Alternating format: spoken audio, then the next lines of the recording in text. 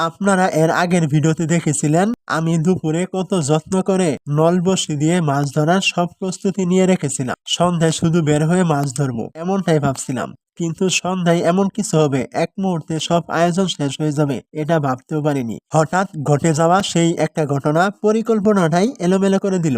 যে মাছ ধরার স্বপ্ন নিয়ে বের হচ্ছিলাম সেটা যেন থমকে গেল। শেষ পর্যন্ত কি হলো তা দেখে আপনি সত্যি অবাক হবেন। দেখুন, মাছ ধরার জন্য যে বড়শিগুলো আমি এত যত্ন করে বানিয়েছিলাম সেগুলো এখন পুরো ছড়িয়ে ছিটিয়ে এলোমেলো হয়ে গেছে। আর সবচেয়ে খারাপ ব্যাপার, সব বড়শি একসাথে এমন ভাবে পেঁচিয়ে গেছে যে খুলতেই পারছি না। এটা আসলে আমার মুরগিগুলোর কারণেই হয়েছে। এক মুহূর্তেই পুরো প্রস্তুতিটা নষ্ট হয়ে গেল।